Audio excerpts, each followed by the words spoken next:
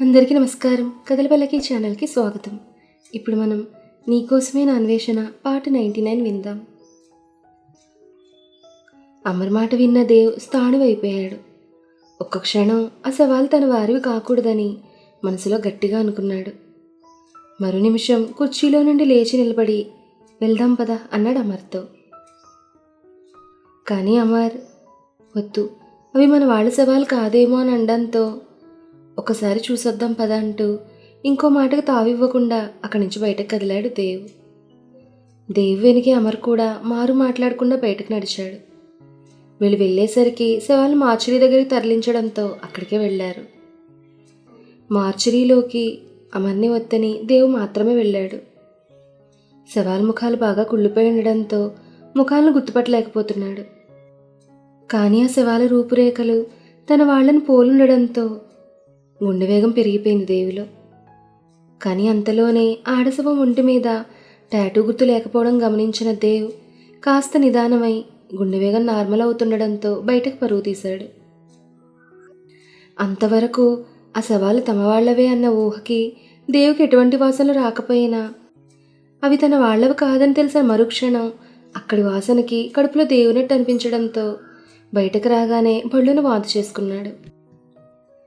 ఇంతవరకు పడిన టెన్షన్కి తల కూడా తిరుగుతుంటే పక్కకి తూలి నేల మీద పడబోతుంటే ఒక చెయ్యొచ్చి దేవుని పట్టుకుంది.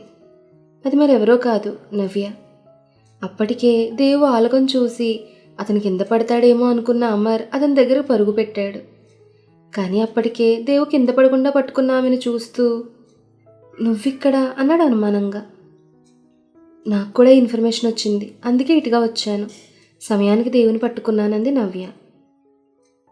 అంతకన్నా అక్కడ ఇంకేమీ మాట్లాడడం ఇష్టం లేని అమర్ దేవుని జాగ్రత్తగా ఎత్తుకొని కారులో కూర్చోబెట్టుకుని ఇంటికి కదిలాడు. నవ్య కూడా వాళ్లతో ఇంటికి చేరింది. ఇంటికొచ్చాక స్పృహలో లేని దేవుని జాగ్రత్తగా ఎత్తుకొని అతని గదిలో పడుకోబెట్టి మధుని దేవుని చూసుకోమని చెప్పి అక్కడి నుండి తమ గదికి వెళ్ళాడు డ్రెస్ చేంజ్ చేసుకోవడానికి. దేవు వాంతి చేసుకోవడం వల్ల దేవు డ్రెస్ పాడైంది. అందుకే దేవు డ్రెస్ చేంజ్ చేయడానికి ముందుకు వెళ్ళింది నవ్య. ఎందుకో అక్కడ ఉండడం నచ్చని మధు బయటకు వెళ్ళిపోయింది.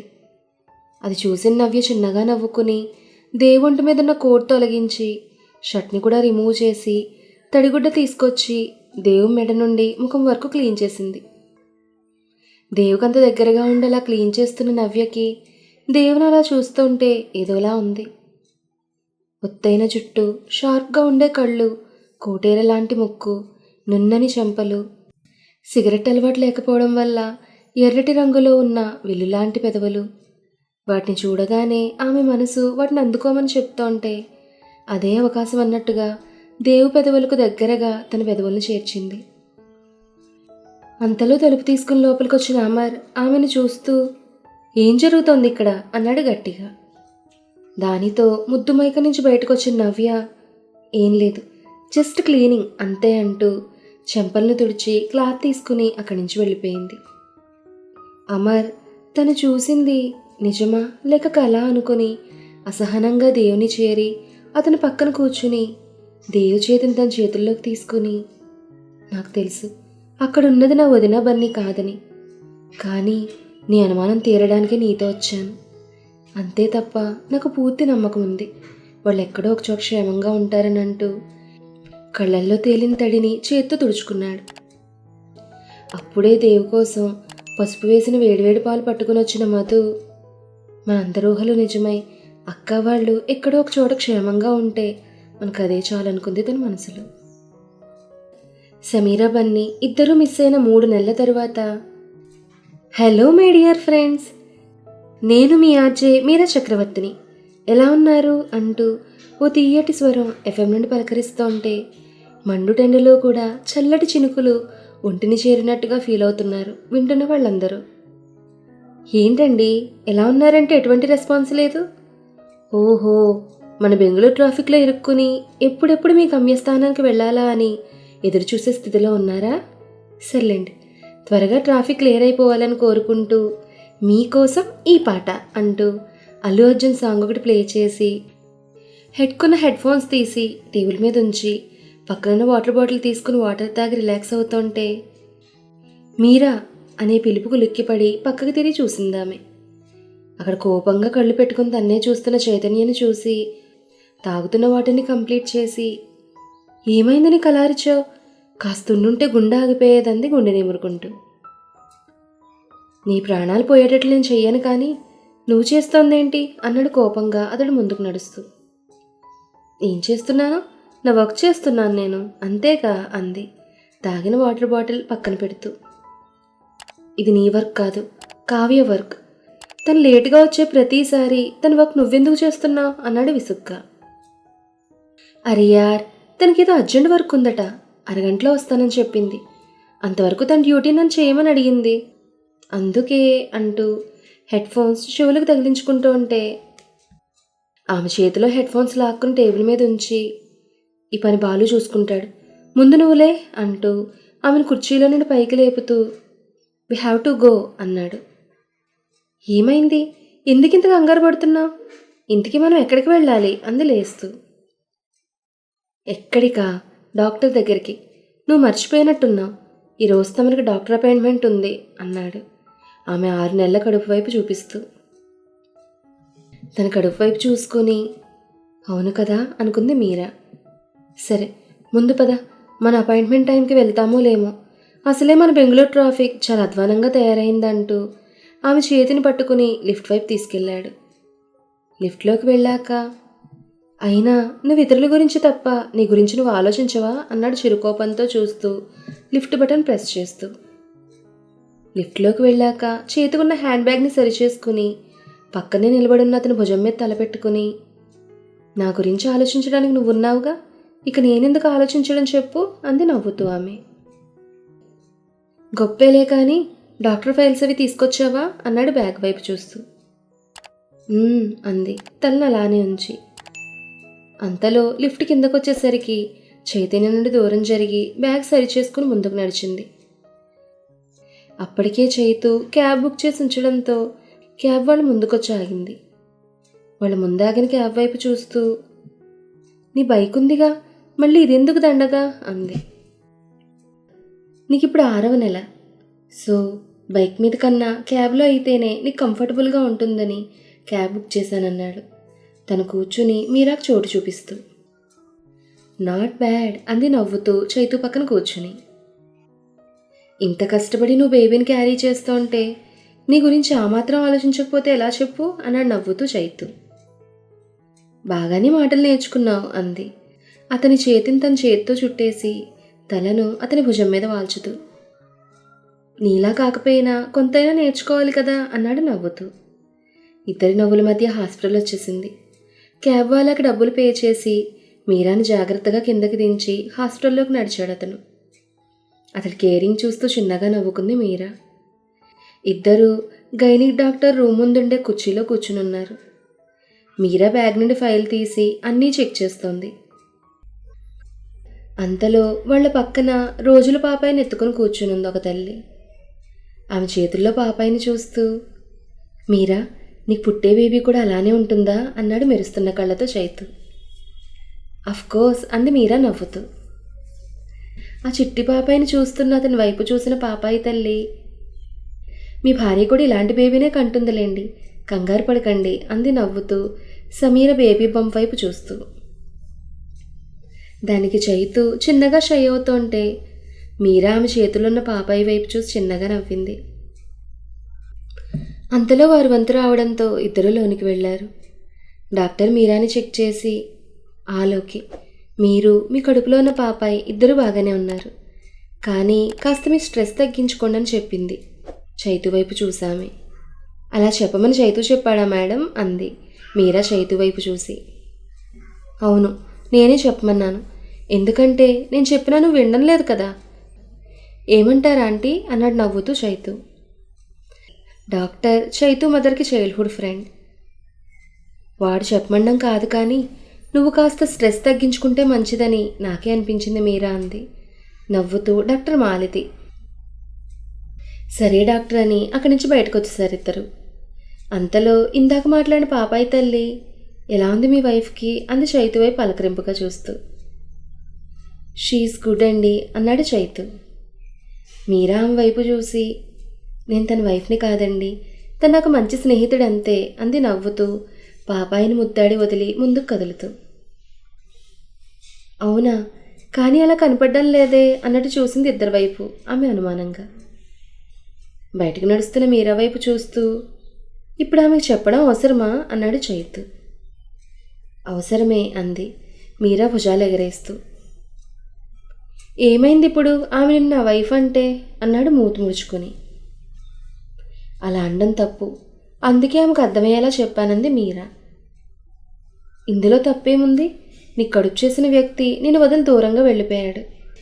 ఇక నిన్ను ఈ పాపాయిని చూసుకునేవారు ఎవరూ లేరు.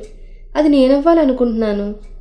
ఈ మాట నీకు చాలాసార్లు చెప్పాను, కానీ నీకు అర్థం కావడం లేదు అన్నాడు పరుషంగా. నీకు కూడా చాలాసార్లు చెప్పాను, అతను మమ్మల్ని వదిలి దూరం కాలేదు, మేమే అతన్ని వదిలి దూరంగా వచ్చాను అని.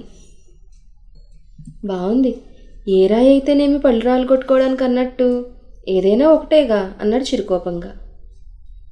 ఒకటైనా కాకపోయినా అతను మమ్మల్ని వెతుక్కుని మా కోసం వస్తారంది నమ్మకంగా. ఇంకెప్పుడు వస్తాడా మహానుభావుడు? ఆల్రెడీ మీరు అతనికి దూరమై 3 నెలలు గడుస్తుంది. ఇప్పటి వరకు అతను మీ జాడ కనుక్కోలేకపోయాడు. ఇక ముందైనా కనుక్కోగలని నమ్మకం ఏంటి నీకు అన్నాడు కాస్త అసహనంగా.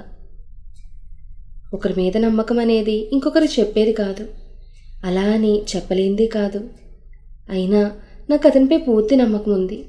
త్వరలోనే అతను మమ్మల్ని వెతికి పట్టుకుంటాడంది పక్కకు తిరిగి చైతు వైపు చూస్తూ.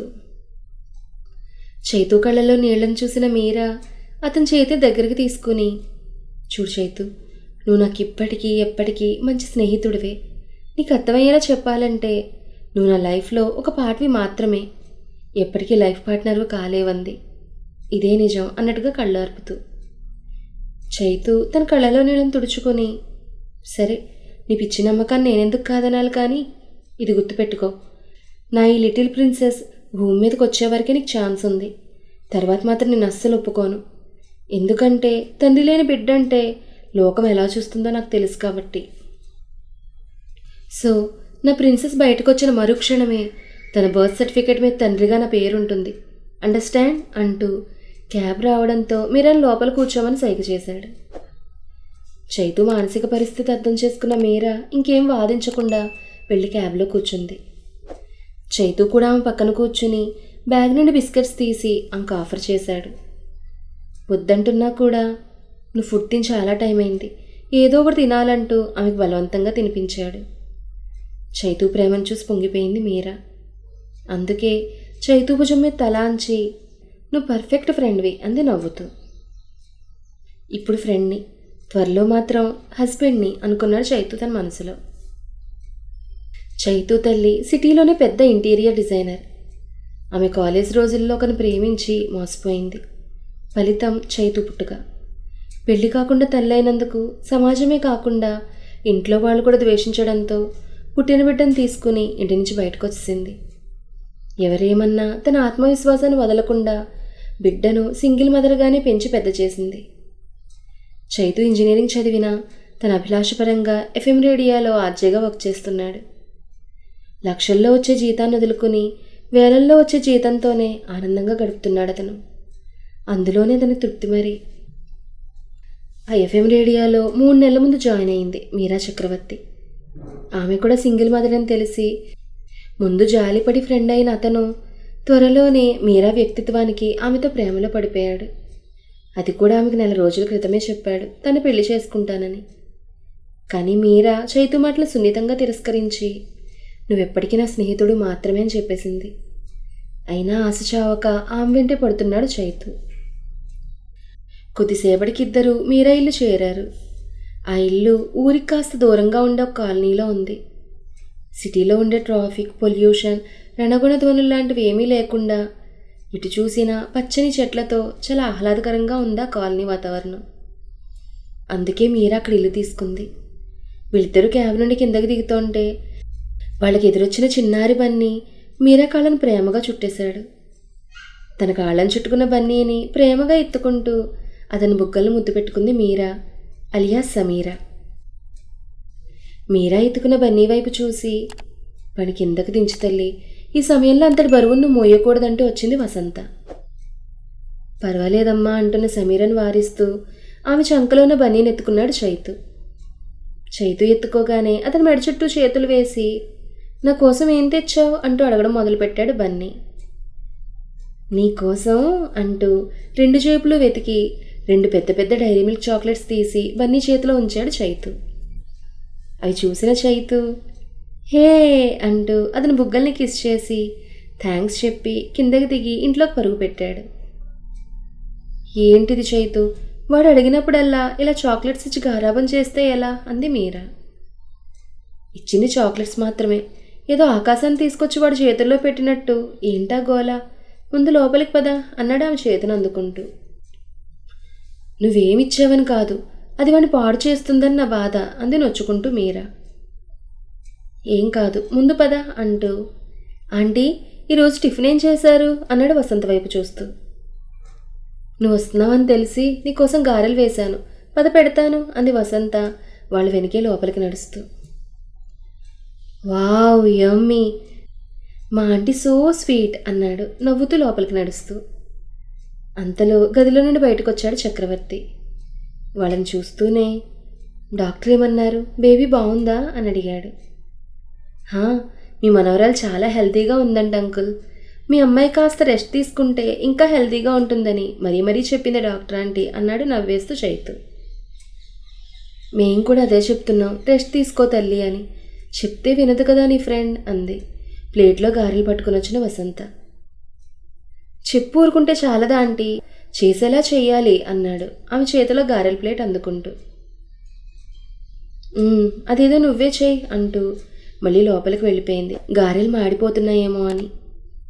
సరే అవన్నీ నేను చూసుకుంటానుగా, ముందు మీరు గారెలు వేయడమే శ్రద్ధ చూపండి అన్నాడు గారెలు తింటూ.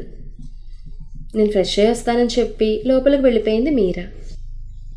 చైతు సోఫాలో కూర్చుంటూ, ఇంకేంటి అంకుల్ ఈరోజు ఎన్ని కొత్త రచనలు చేశారు, ఇంకా ఎంతమంది మీ రచనలతో చంపేస్తున్నారు అన్నాడు నవ్వుతూ. నిన్ను అన్నాడు చక్రవర్తి చైతు వీపు మీద ఒక్కటిచ్చి. అబ్బా అంటూ చిన్నగా వీపు నిమురుకుంటూ నవ్వేశాడు చైతు. నవ్వుతున్న చైతు వైపు చూసిన చక్రవర్తి తనకి ఎప్పటి నుండో కొడుకు లేడనుకుంటున్న బాధ చైతుని చూసినప్పుడల్లా పోతుండడం గురించి ఆలోచిస్తున్నాడు. అంతలో పాలకన్నా తెల్లటి శరీరంతో ఉండే మీరా ఆమె కన్నా తెల్లగా ఉన్న తెల్లటి పటియాల డ్రెస్ వేసుకుని దుపట్టాను సరిచేసుకుంటూ బయటకొచ్చింది. రెక్కలేని ఫేరీలా ఉన్న ఆమెను చూస్తూ, ఈ డ్రెస్ నీకు బాగుంది, ఈ డ్రెస్లో నువ్వు ఇంకా బాగున్నావు, యూ లుక్ గార్జియస్ అన్నాడు మెరుస్తున్న కళ్ళతో చైతు. థ్యాంక్ యూ, ఈ మాట మీ మమ్మీకి చెప్పు, ఎందుకంటే తానే నాకు ఈ డ్రెస్ కొనిచ్చారు, ఇలాంటి సమయంలో ఇలాంటి డ్రెస్సెస్ బాగుంటాయని అంది నవ్వుతూ. తప్పకుండా అంటూ తింటున్న చైతు వీపు మీద ఈసారి గట్టిగానే దెబ్బ పడింది. వీపు మీద పడిన దెబ్బకి తింటున్న గారె కాస్త ప్లేట్లో పడింది. అంతే, తన్ను కొట్టింది ఎవరా అని వెనక్కి తిరిగి చూశాడు ఎర్రబడిన కళ్ళతో చైతు. అదండి సంగతి. సమీరా బన్నీ ఎక్కడున్నారో ఎలా ఉన్నారో అని టెన్షన్గా ఉండేది కదా. ఇప్పుడు వీళ్ళిద్దరూ వాళ్ళ అమ్మ నాన్న దగ్గరే ఉన్నారు. వీళ్ళందరూ కలిసి బెంగళూరులో సేఫ్గా ఉన్నారు. సమీరా బన్నీ జాడ తెలిసినా కూడా సమీరా పేరెంట్స్ దేవికి చెప్పలేదన్నమాట. మరి ఈ విషయం దేవికి తెలిస్తే తన రియాక్షన్ ఎలా ఉండొచ్చు? ఈ విషయాలన్నీ కూడా మనం రాబోయే ఎపిసోడ్స్లో తెలుసుకుందాం. ఈ కథ మీకు నచ్చితే లైక్ చేయండి, షేర్ చేయండి, కామెంట్ చేయండి. అలాగే మన కథలపల్లకి ఛానల్ని సబ్స్క్రైబ్ చేసుకుని పక్కనే ఉన్న బెల్ ఐకాన్ని క్లిక్ చేయడం మాత్రం మర్చిపోకండి. ధన్యవాదాలు.